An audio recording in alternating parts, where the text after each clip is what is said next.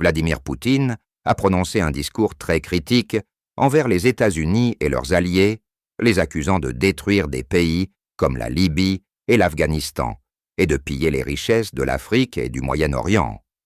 J'ai accepté le président syrien Bachar al-Assad et sa famille, pas seulement étant un président allié, mais comme mon frère. Les États-Unis et ses alliés ont détruit la Libye en 2011.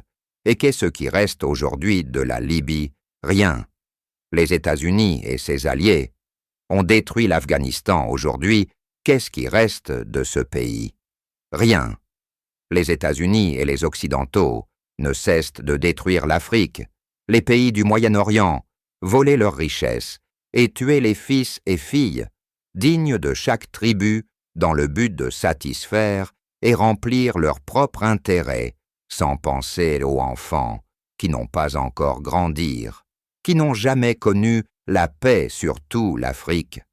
Aujourd'hui, les États-Unis d'Amérique ainsi que les Occidentaux veulent détruire la Fédération de Russie, alors ils utilisent les pays frontaliers et veulent imposer de force leurs lois pour gouverner.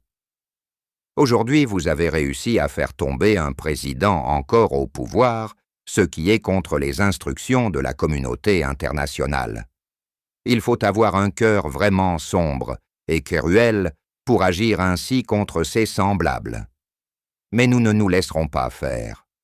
Laisser la Syrie dans cet état n'est pas une faiblesse de la Russie. Nous possédons plus d'armes les plus puissantes du monde que l'Europe n'a pas et encore plus que les États-Unis, mais en regardant les innocents en Syrie qui n'ont rien à voir dans cette guerre, et pour éviter un bain de sang en Syrie, alors nous n'avons pas repliqué. Mais pour le bien des autres, pour une vraie indépendance, la Russie continuera toujours à se battre pour que vive la vraie démocratie dans le monde.